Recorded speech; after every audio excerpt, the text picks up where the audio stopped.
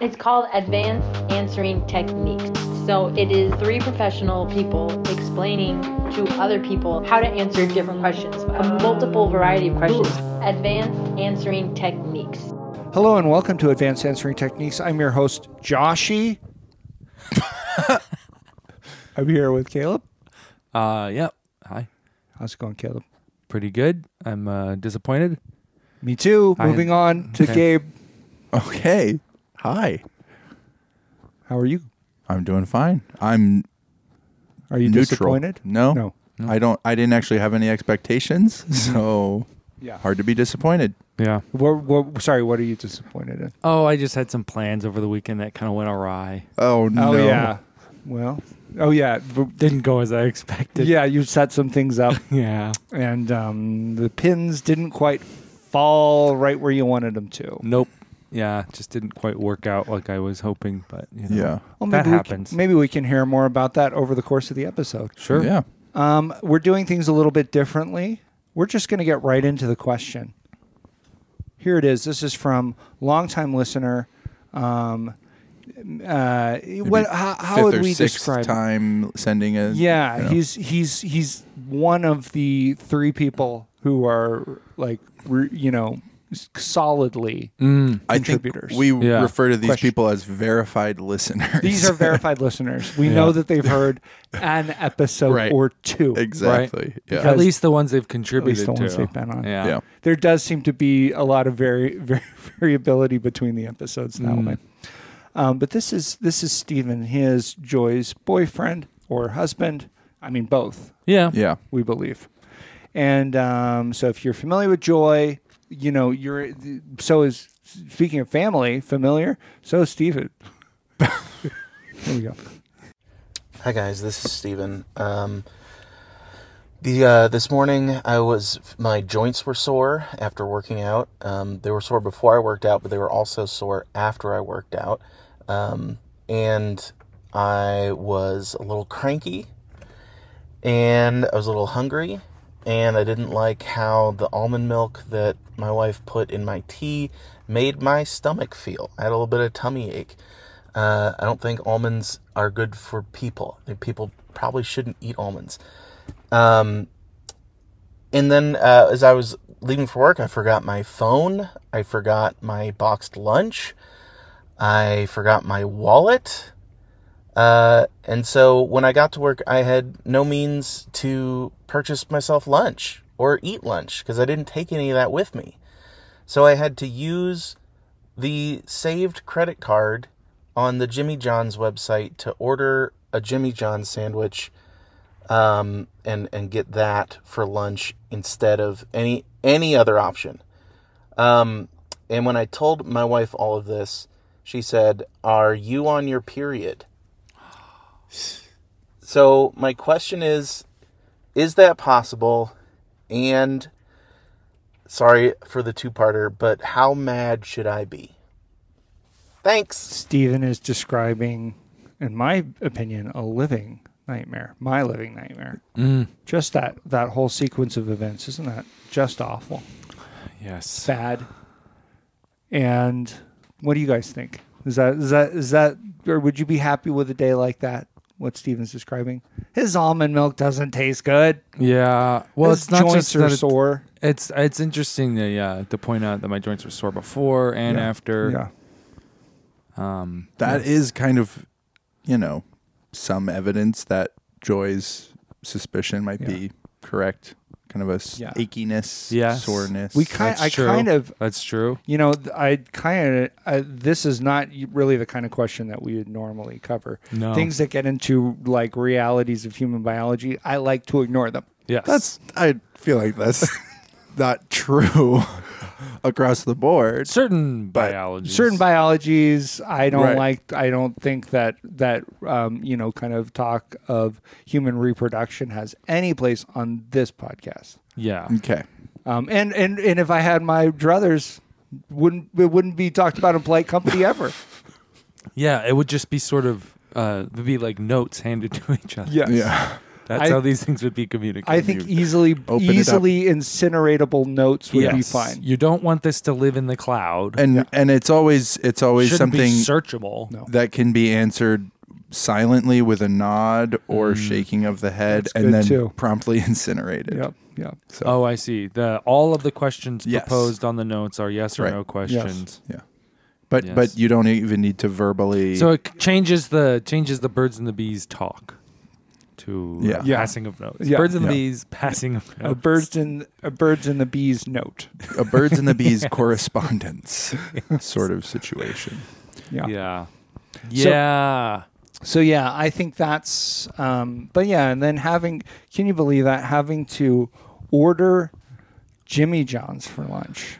Yeah. Well, and I mean, I was gonna say I don't know what everyone's experience eating a Jimmy John's sandwich is, but if your stomach is already feeling not great, and then you introduce a Jimmy John's, favorite sandwich into the mix. I've just kind of taken advantage of Jimmy John's throughout my whole life living near one. Yeah.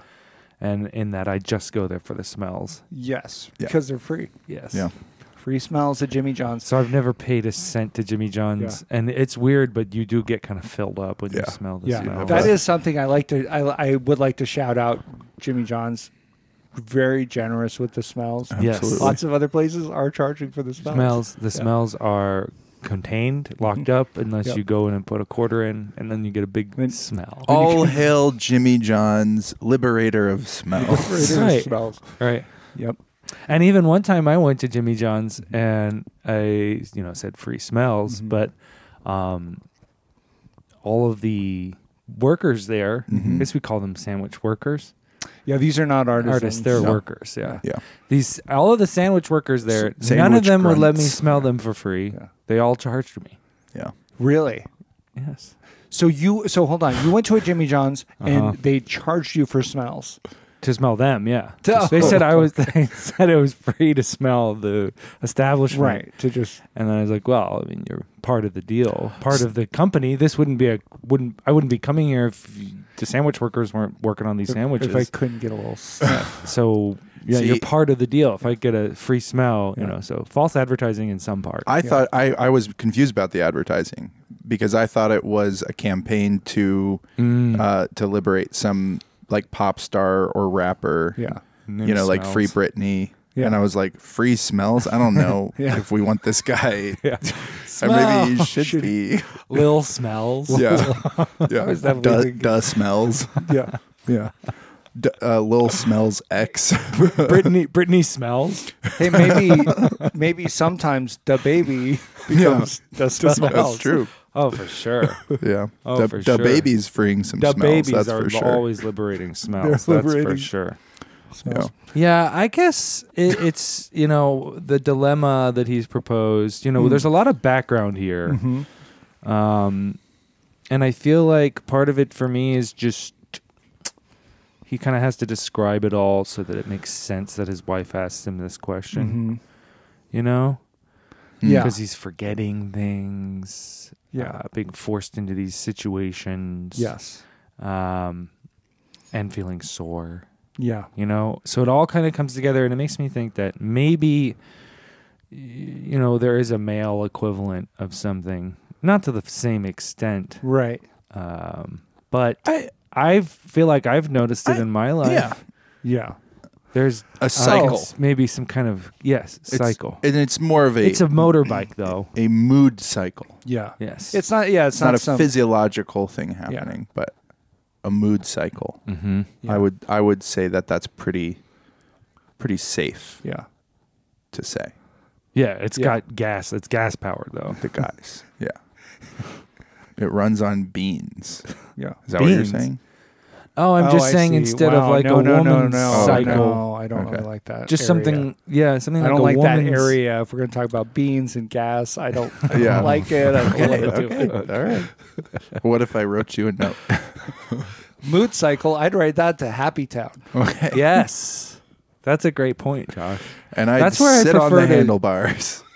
But the thing about it is that you have to go through all the different towns to get to Happy Town. Yep. Happy Town isn't just right over there. Nope. Well, It's through Depression Berg. Funky Town. Funky Town is on the way. See, I think you have sort of Funky Town's after Happy Town. Happy Town, I think is kind of more of a township, and then you do have the village of Funky Town. Oh, okay. It's a village of Funky Town. Yeah. Okay. It's sort of a misnomer. Yeah. It's kind of interesting. Funky Town, the village. Guess who lives there? The village people. They live in Funky Town. They definitely are. Did they write that? No. That was they did wine. Lips Inc. Lips Inc. Yeah. Hey, that's a good one too. It's actually a town that's funny. completely controlled by a corporation. So Funky Town. Funky Town, yeah. Yeah. The Lips Corporation. It is. I was gonna say. This is odd because I was gonna say that Funky Town is unincorporated, but it's definitely incorporated. It's Definitely. one of the few things we know about Funky Town. So yeah, I agree. There's something to that. I always felt like that in starting in high school. That at a certain point, like, I can depend on once a month feeling pretty low. Yeah. Not feeling great and just being generally depressed. Yeah, I think that's true, and it's hard to differentiate that, between people, because I feel like some people experience that less than others. Yeah. And am I just kind of, is this a natural course for men, or am I, bipolar? Am I just a special little guy? Yeah, am I special? Am I a little special boy in a regular boy's world? I always felt like I was really a special little guy. Oh, Did sure. you guys feel this way? I always felt that I was a special little guy. Yeah, I felt like you were pretty special. I knew you felt like you were. You knew that special. I felt special. Yeah. That was abundantly clear. Did you guys ever think that maybe you were the Messiah? I mean, No. I didn't think. No, I have never thought that. Yeah. I've known for certain. Yeah. I was certain that I do remember finding out about David Koresh and the Branch Davidians. He was the Messiah. Yeah, and I felt like, no, I don't think he is. Yeah. I know someone who might be. It's Caleb. See, it's a weird thing. Yeah, because Josh always felt very special. Yeah. But his specialness was because he was older brother to the Messiah. Right. Well, I felt like a John the Baptist to Caleb. And that's pretty special. I did genuinely think that I was a different kind of special. Oh yeah. And everyone was just being nice. Yeah. I worried That's about that classic thing of like, I worried about that too. That's I have funny. a brain problem and nobody's telling me because they're like, he'll just be happier. Yeah. But then it's like, I'm still not happy. Pretty unhappy. You're like, so the fact that I'm unhappy proves that I don't have a brain problem. Right. So I guess I should be happy about that. Yeah, I think I was too dumb to have that self-awareness. Yeah. I never was concerned about that. But there's way more proof in my corner that I do have a brain problem. There's more things you could point to. I mean, there's something going on. Right. Problem might be just too judgmental, but there's an anomaly of some kind for sure. I mean, modern society has given us a name for it. It's neurodivergent. Yeah. Neurodivergent. Totally. I'm totally ND. Yeah. Which, that's just awesome. So great. Oh, it's like a special power sometimes. Yeah, it's basically like being Syndrome. Or, sorry, one of the Incredibles. Oh, okay. Yeah. Yeah, you don't want to be Syndrome. I think he was ND, though. I'm pretty sure. That's why he didn't have friends. Yeah. And that's why his hair did that. Oh, yeah. How much time did he take trying to figure that out? That part of the whole thing. Yeah. What do I want to look like? A flame? Big flame head. Big flame head. Guys, you don't come to us to hear our thoughts on The Incredibles. No. I think it's time to get back to this question and kind of really dig in on Stephen's main problem. So we do feel like there is maybe some kind of male analog. Yes. To an ebb and flow of moods. Right. Yeah. And who knows how deep that goes. Yeah. So it seems. What was the first part of Stephen's question? It was if men have is that a thing? Is that time of the month? And then I forget what the second question was. I know what the second question was. Okay. I forget it. What's that? I forgot it. That's okay. I'll say what it I was. don't remember it either. I'm hoping right now, this is just podcasting craft. You guys are getting to listen to this. I'm hoping right now that our listeners have also forgotten it. But me knowing it and them knowing that at some point they'll learn what it is, that's giving so much podcasting expertise and a feeling of really raising the stakes and tension and creating drama. Oh, yeah. Which is really, I mean, it's drama, narrative, story. We're just storytellers at the end of the day. That's all we are. At the end of the day, we're just a couple. We're three little storytellers. Three little storytellers. Three makers. Yeah. You know, it's creators. Yeah. I mean, I always feel like I'm just kind of in the middle of whatever's happening. Yeah. I don't get to decide anything. You're not telling a story so much as I'm in the story. It. Yeah. I'm not good at managing things. I just go with what's going on. For someone who talks as much as you do, it's weird that you don't think of yourself as a storyteller. Yeah, I mean, this is how I figure out that I'm part of the thing. Because I'm actively part of it. Stephen's. So we're happy with where we kind of landed there on the first part of Stephen's question. Yes, speaking from experience, kind of. Yeah, it is a thing. There's a real distinction though. I mean. Men don't become. It's not part of the process of men becoming fertile. No, it's not. So I don't think so. We don't have any evidence that. There's no evidence that it is. Yeah, it would be outside of the purview of this podcast to claim that we do. Right? Yeah, it would be outside. Yeah, I don't want to go there. Honestly, right. We could speculate a little bit. Okay. Do you think? I mean, you'd have to run some tests. This might have to be handled in notes. I don't know. Yeah. I think it would. Absolutely would. Right. Definitely. That's. So just so you know, it's going to be quiet, but we are having a discussion. You'll hear some scribbling and some shuffling of papers. You hear some handing, some creaking neck muscles. Yes. How do I from word the nods, that? the shakes? How do I? I know it's a question, but it has to be a yes or no question. Mm-hmm. The second part of Stephen's question was, how mad should he be?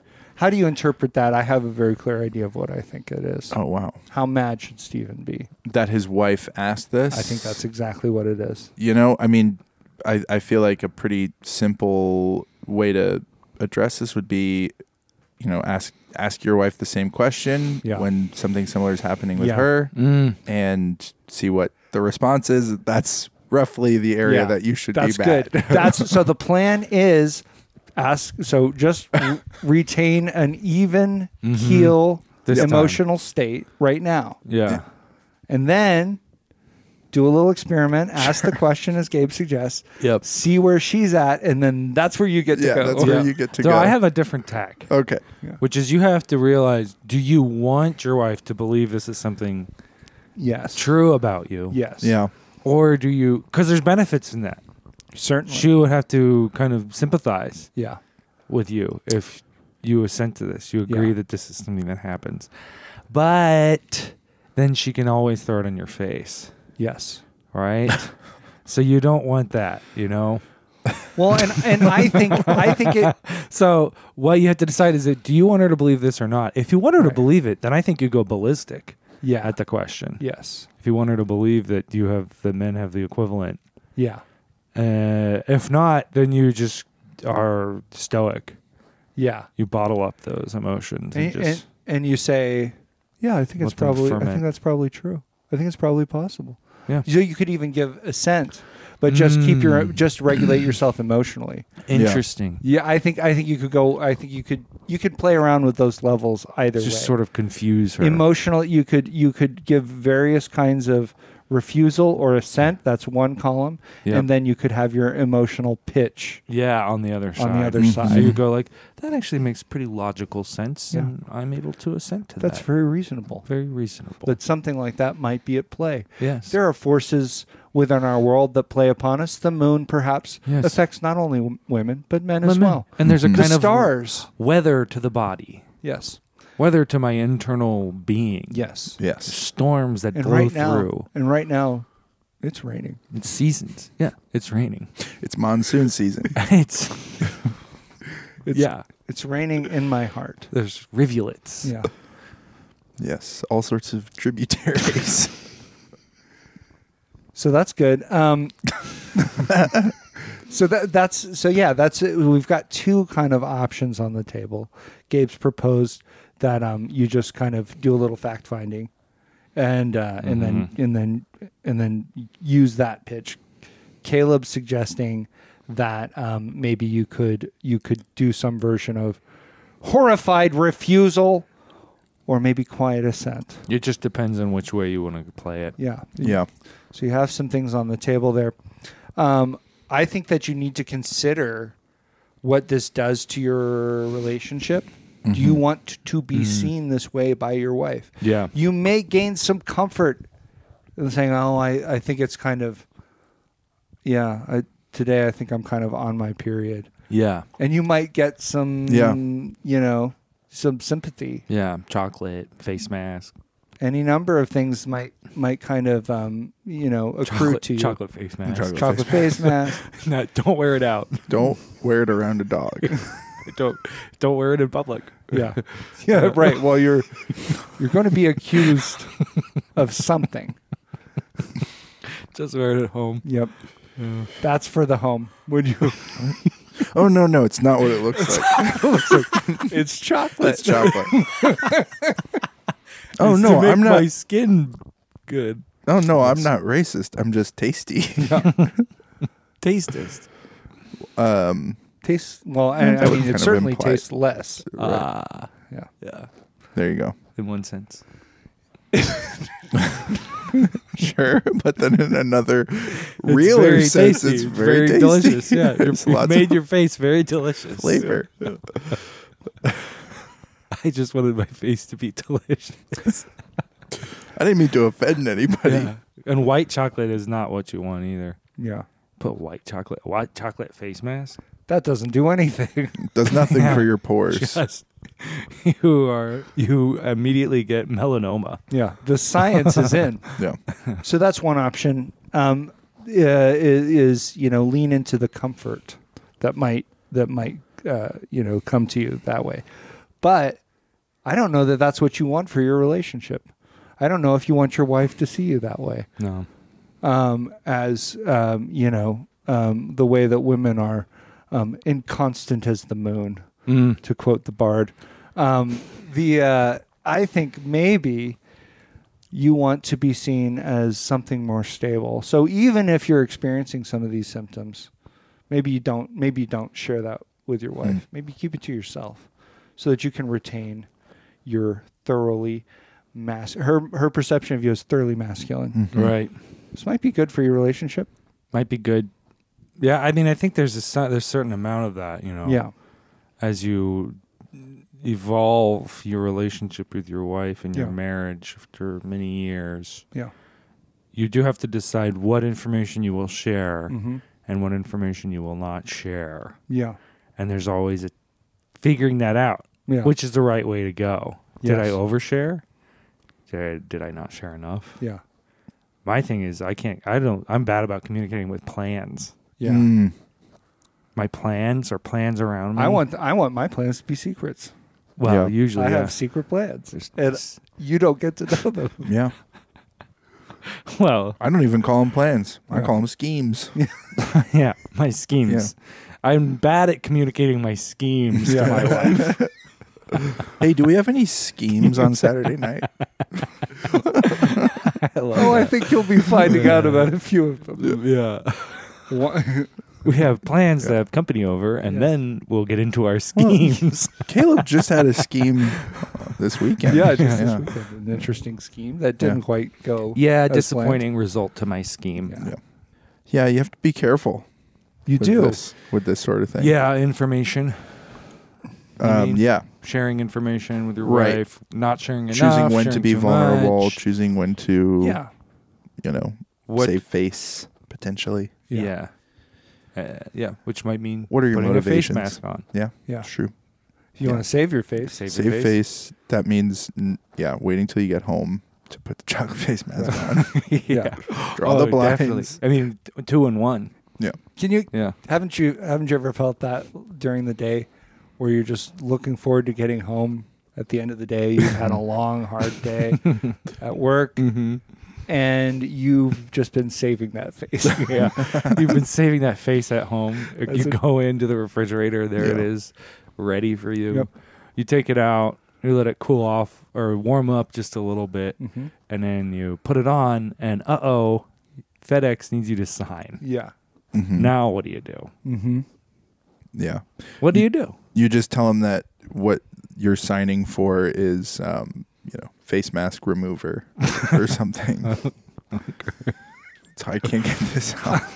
This is yes, I did put it on, but I didn't think I would still be wearing it. You open the door and you say, "Smoke it." I'm wearing. Yeah. Somebody stopped me from continuing to wear this face mask. Thank you for this remover. Yeah. What does a face mask remover look like? But yeah, it's like a piece of cloth. Okay, interesting. Probably about 6-inch square. Yeah, with sort of a terry cloth texture. And the instructions and are a putty knife. Get it wet. I was thinking a putty knife is going to be involved. That's good. And you're going to end up with something that is probably the way. This is probably the way that they faked the Shroud of Turin. Okay. Get the face mask on there. You put that on, that kind of warms it up, and then you take a putty knife and just kind of wedge it between Chisel your away. skin and the mask all the way around until you can kind of peel it off. And now you've got and now you have an easy to consume treat. Yeah. Well, yeah, you just roll it up, and then you can use it to like pipe on some, cupcakes or something like that. Totally. Yeah. Or another option is to not pretend that it's face mask remover and just put the hijab that you keep next to your door on when you open the door. That goes a long way. We've said it on the podcast before. Always keep your hijab right next to the door. You never know. You never know. Yep. Guys, thanks so much for listening. This has been Advanced Answering Techniques. You can send in your questions to us. That's an email address that I will give to you in just a moment. It is advancedansweringtechniques@gmail.com. We're looking for an audio file about a minute in length. And so send those in. We've got a number of questions kind of stacked up. Nice. You can if you've been a consistent listener of Advanced Answering Techniques, you can tell this episode's a little bit shorter. We're looking at doing some things a little bit differently. This is one of the things we're doing a little bit differently. Just being shorter. Yeah. Yep. Just being generally shorter. Generally shorter. Yeah. Taking a page out of Justin's book. Yep. We're just tiny little book. Yeah. What we saw. We were doing more, and now we're just going to do less because that is different. That is different. We're looking into possibly doing some other kind of splitting out some of the other segments into their own episodes as well. So keep an eye out for something like that. Who knows? Who knows what might happen? You make plans, and sometimes they work out, and other times they don't work out so well. Yep. Right. Some of our machinations, schemes, plots. Yep. Never come to fruition. Yeah. Do they? And you just try again. Yeah. Sometimes they're just classified as attempts. Yes. Would be. Yeah. We essayed a new scheme. Right. Try again, like I said. Bye. Bye. Bye.